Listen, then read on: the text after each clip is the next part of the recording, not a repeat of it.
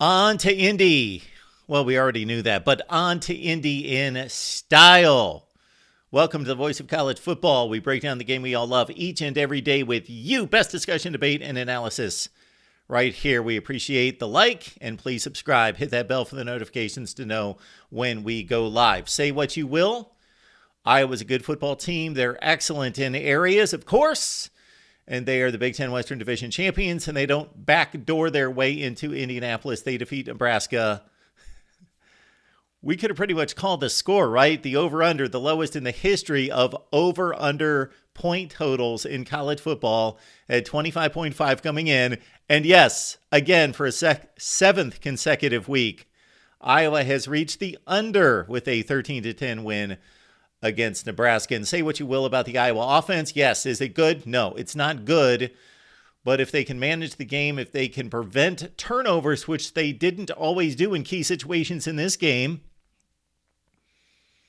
I don't want to say that the Iowa offense can be effective, but they can stay out of the way of the defense and the special teams. And we will, of course, look forward to a Big Ten championship game this week against either Ohio State or Michigan.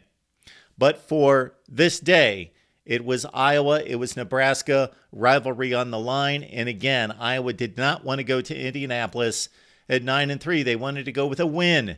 And the Huskers desperately wanted a win because they have not been to a bowl game since 2016. It is unfathomable to think about the likes of Rutgers and Vanderbilt and others who have gone to bowl games more recently than Nebraska. The largest drought in Power 5 football continues as Nebraska is 5-7. Not going to a bowl game, not being bowl eligible since way back in 2016. Wow. Matt Rule, though, doing good things at Nebraska. This is a different football program, not necessarily the team, but man, was this classic in regards to Iowa finds a way to win. They're 5-1 in one-score games this year and could have been 6-0.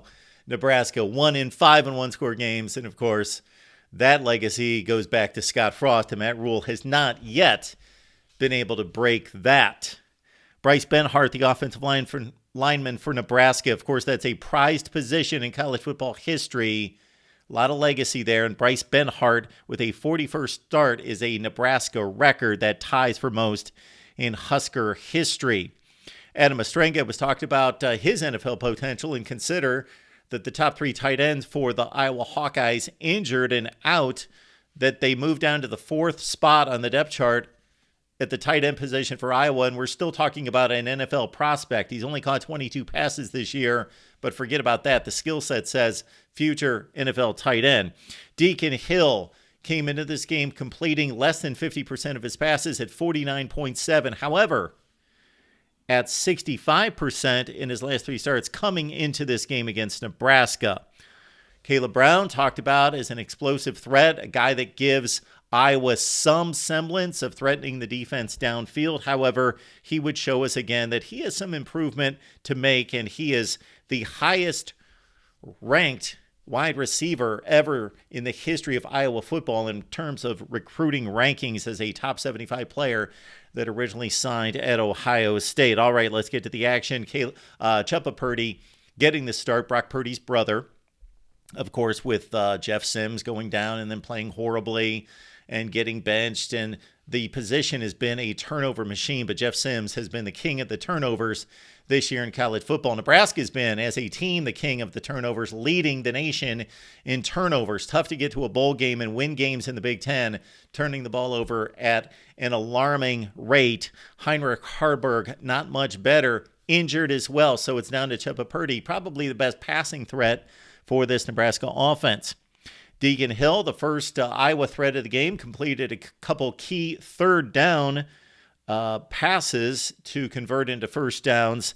But on a third down, he held onto the football, rolled to the sideline, threw it late across the middle. Bad decision, could have been picked off. It was not, and Iowa punted. Nebraska, though, on that punt, fumble. Is that a big surprise? Again, the most fumbles in FBS play, the most lost fumbles in the FBS. But to Nebraska's credit, think about this. They fought. Iowa's going to get credit for being the team that fought and won the game. Nebraska, of course, came up short, but they fought just as hard. a 2.5-point favorite in this game against Iowa. I just thought that was hilarious. And it basically, Vegas shows that they know what they're doing again, although they didn't know what they were doing, knowing that Iowa would win the one-score game and Nebraska would lose the one-score game. That's what it came down to me in predicting this game, is that Iowa does the right things in the clutch against like-talented teams, at least, to win the games, and Nebraska blows the games. And until proven otherwise, that's what I'm going to go with. And these two teams, in many ways, mirror images of each other. There's not much separation, except Iowa doesn't make the mistakes, and Nebraska does. And there we had the first example of it during this game with the punt return fumble that puts Iowa in tremendous position on a 1st and goal. But guess what? Nebraska turns them away on the blocked field goal by Ty Robinson. Great play by him. He announced this week that he's coming back to Nebraska. Big news for Nebraska. Really good football player there in the interior line for the Huskers. Iowa gets the ensuing punt after the Hawkeyes stop the Huskers, and a bad call right here. Horrible call. Number 34, forgot to pick up his name. I didn't know if he was the fullback or the linebacker, but anyway, he was engaged with the punt returner before the punt returner stepped out of bounds. He had already launched and was in the process of making his tackle when the punt returner stepped out of bounds. He gets nailed for the 15-yard penalty. You may think, big deal, Mark, it's 15 yards, it's in the middle of the field, and it moves Iowa out to the 49. But we're talking about arguably the worst offense in the country. I actually think that they're just statistically the worst offense. I think much of that is based on the style of play. I don't believe truly that Iowa's the worst offense in the country. I just think that they're awful. They're just like bottom 20 bad.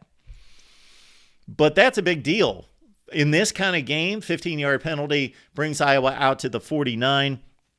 Deacon Hill finds on a bootleg Steven Stylianos for 37 yards. He tiptoes down the sideline. For some reason, I just, the color analyst during the game, don't know who that was, made the same comment that I was thinking as he was tiptoeing down the side. It just appeared as though he was ready to get hit at some point, knocked out of bounds, because there were Huskers all over the place, but none of them made their way to Stylianos, who got close to the touchdown. Deacon Hill took it in from the 1, and we got a touchdown on the board at 7-0. Iowa dominated this game statistically early on through the first half. At one point, they had 36 plays run to Nebraska's 13. They held a yardage lead of 104-23 at one point. Ethan Herkett, remember the name, this would not be his biggest play of the day, but he did knife through impressively on a play where the guard was pulling and he saw it, boom, he came right off of his back, dropped the Nebraska runner in the backfield. Another big portion of this game was, of course, Chubba Purdy last week tore up Wisconsin with 104 yards rushing. He can move, he can run. He's a slippery runner. He does a nice job making guys miss, and he's just fast enough, quick enough to do something in the run game. And again, 104 yards against the Badgers defense is nothing to sneeze at. But against this Iowa group, you knew it would be more difficult. Although, as the game progressed, because of the way it was pointed out during the broadcast, Iowa's linebackers playing in the zone. Therefore, they're not turning their heads, chasing receivers down the field. They're looking at the quarterback, not going to allow him to get much yardage on the ground. 3rd and 11 for Purdy. He connects with Alex Bullock on the Iowa blitz. Did a nice job there. Sebastian Castro, though, here we go. Nebraska's starting to move the football. Bam, Sebastian Castro on the forced fumble. Purdy got in trouble. He was on a one-on-one situation on the edge with Castro. He tried to flick it a la Brett Favre forward on the shovel pass. Castro knocked it out of his hands. He's had a tremendous season, Sebastian Castro, every time I'm watching, especially that Wisconsin game, of course. Excellent work on him on defense. So Iowa takes over at the Nebraska 42. Jamari Butler made a key play for the Huskers on defense with a batted pass at the line to stop the Iowa drive. So the Hawkeyes got to settle for a field goal, but it's 10-0, and you figure game over. Hawkeyes up by 10 on Nebraska. There's no way they're going to give up points. Forget it. It's like a soccer game that goes 1-0. It's over. But Nebraska gets the ball back. Second quarter play here. Jalen Lloyd just completely toasts Deshaun Lee. And the Hawkeye safeties were playing a fake blitz. They pulled out of the blitz, but still weren't deep enough, playing underneath coverage. And yes, Jalen Lloyd toasted Lee and takes it to the house. 65 yards, the longest play given up by the Hawkeyes this year. 10-7 football game at that point. So, hey, got a ball game on. Nebraska desperately needed that. LeShawn Williams with another nice game for the Hawkeyes. He's turned out to be the best running back that they've got. Caleb Johnson started, but LeShawn Williams has been the guy that has been the most impressive back, certainly power, speed combination, and also just his ability to find the right gap, the right hole, the right seam. 51 yards up the middle on a play where the defensive back for Nebraska was in position. It was difficult for him. I'm not going to blame him too much because the offensive lineman for Iowa did shoot the gap and was there, and he tried to undercut him, and he went the wrong way, and he slid through the block, underneath the block, and by that time, LeShawn Williams was gone, didn't really have a shot at him, and Iowa had a 1st and goal. However, here we go again. The Hawkeyes have a chance to break open the game, or at least for this type of game, breaking open the game, but Nebraska stiffens inside a 1st and goal situation. Nash Hutmaker with a blocked field goal. So that's 2 blocked field goals for the Huskers to keep it at 10-7. Credit the Huskers in this game. I tell you, this is a culture that needs to be turned around in regards to mindset and psyche. And I'm sure there's a confidence factor working against them there because they blow these games. But I think they'll get there under Matt Rule. Second half, Deacon Hill and Nico Raggiani did not connect on a 3rd and 3, forcing Iowa to punt. These are the kind of conversions they're going to have to make next week. It wasn't a horrible pass, but it wasn't a good pass. It was a catchable ball, but again, Raggiani didn't flat out drop it, but it should have been caught. One of those deals. You run the slant, he's got the inside position, the ball's got to be delivered better, and also it could have been caught. They'll have to make those plays next week to have a shot. All right, Nebraska and Jalen Lloyd, who made the big 65-yard touchdown play on this one as Nebraska was driving down the field, dropped a key 3rd and 6 that would have kept the drive alive. Those drop passes always come back to bite, don't they? Well, it set up the Tristan Alvano field goal to make it 10-10, so we're back at even. Jacob Bostic saved an interception as Deacon Hill made an ill-advised play. There was no separation there, and Tommy Hill came back to make what would have been the interception, but again, Bostic played defensive back at the last second, knocked it away. So these quarterbacks could have been picked off a few more times, actually. Alvano this time doesn't hit the field goal. He misses from 44 after 5 consecutive punts of just back and forth punting. Now we take you to under 2 minutes left in the game. Nebraska's got a chance to win the ball game. They've got about 40 to 50 yards that they've got to go for a field goal. Chubba Purdy runs for 9 yards, and then an interesting decision that didn't necessarily come home to roost for Matt Rule here. So they get to a 2nd and 1. There's a $1:46 left in the game. There's a false start penalty, which takes it from a 2nd and 1 to a 2nd and 6. Matt Rule challenges the run for 9 yards, thinking that it should have been a run for a 1st down. Wouldn't you rather have, instead of 2nd and 6, 1st and 15? Really? Because if you get the 1st down, and then they tack on the false start to the beginning of the next series or the next set of downs, you're at 1st and 15 against an Iowa defense in your own end versus take the penalty on 2nd and 1 and 2nd and 6. I don't know why Matt Rule was calling for the review there. I didn't quite understand that one. But Nebraska gets stopped. They've got a punt. Here comes Iowa deep in their own end.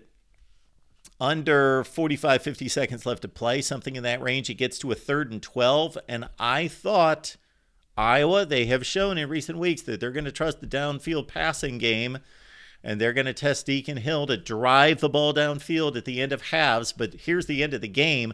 In a 10-10 game, 3rd and 12, what's your percentages of completing that, especially Deacon Hill? This is not one of the best offenses in the country or best quarterbacks. This is a pretty bad quarterback. So I credit the decision making, but I kind of find it interesting that at this point in the season, Iowa's getting aggressive. So on the 3rd and 12, they let Deacon Hill cut it loose. What happens? He gets picked off. Tommy Hill cuts in front. That was a horrible throw and a horrible decision with the safety coming over, double covered, gets picked off by Tommy Hill once again. And Nebraska could have been in great position to maybe get one first down and kick the game-winning field goal. However, Taman Lynham, you could see it clear as day in the middle of the field, right in front of the pick, was holding his the Iowa offensive player, the receiver, was holding him all the way across the field. He needed to just let it go. Let it go. So the 10-yard penalty from the spot brings it back. And then, bam, as soon as Deacon Hill almost gives the game away, Chuba Purdy does give the game away to Ethan Hurkett, who makes a tremendous play in playing coverage back from his D-end position, makes a great hands catch. I don't know if Chuba Purdy thought, I'm throwing the ball over his head, he's not going to get it, or he just didn't see him because, again, a defensive end dropping back in coverage, and Purdy did not see him possibly, or again, maybe thought he could throw it over him, but certainly didn't, because Hurkett made a heck of a catch. It was right to him, but LeSean Williams then busts up the middle because Iowa still had some work to do to get into the striking zone for a field goal, but LeSean Williams with another big run to take it inside the red zone. And then who trots out for the game-winning field goal attempt? Not Drew Stevens, who's been had the 2 blocked today. I believe he missed his previous 2 or 3 field goals before that. The last time he hit, I know he was in a 3-for-6 streak, hit all 3 against Rutgers, but Drew Stevens, nope, stays on the sideline. Marshall Meter comes out for his first attempt of the season, nails it. Wasn't the most impressive kick in the world, as it was a bit shy, but hey, didn't have to be long. It was only about a 37-yarder, hits it, and there you go. Isn't this what we all expected? Iowa wins 13-10. They march on to the Big Ten championship game at 10-2, 7-2 in the Big Ten. Nebraska falls to 5-7. Will not go bowling unless there's an issue with a number of teams needed to fill the bowl spots, and then they will go to the highest rank academic squads. Iowa also goes to Indianapolis with this distinction. The team that posted the most wins while averaging less than 250 yards of total offense was UCF back in 2008 with all of 4 wins. Iowa's got 10 wins, of course, and they are averaging far less than 250 yards per game. I forget the latest I saw. They were in the 240 range, I believe. And so it's going to take a lot for them to jump up to 250 on average. Just like Brian Ferentz, in terms of the clause in his contract, the bonus clause, Iowa is now at minus 84. So you figure they got to score 25 points per game, right? According to that clause. They played 12 games. That's 300 points. They've scored 216. So they're 84 points behind. But, of course, Brian Ferentz, that's just a fun thing to track at this point, has been dismissed. It's on to the Big Ten championship game. Does Iowa have a legitimate shot against Ohio State and Michigan? I say, good question. We will analyze the game throughout the week. Of course, Hawkeyes Live Tuesday at 5:30 Eastern, 4:30 Central with our buddy Corey Brada from the Hawkeye of the Storm. And then also we've got our Ohio State show on Wednesday at 11 a.m. Eastern time with Steve Hellwagon, Kevin Noon, and Tony Gerdeman, and plenty of other analysis there. You'll get my prediction, of course, whether it's Ohio State or Michigan. I guess I assumed there it was going to be the Buckeyes. Michigan Live with John D'Adamo Tuesday night at 8 p.m. Eastern time. There's no question, even the biggest Iowa supporter would have to admit, if both, whether it's Ohio State or Michigan, doesn't matter, plays an A game and Iowa plays an A game, it's going to be a blowout. Iowa's going to need some help to stay in the game and make it competitive or to pull off the upset. But again, we will analyze throughout the week. Appreciate you being here at the Voice of College Football. Please hit that like button on the way out and make sure you're subscribed right here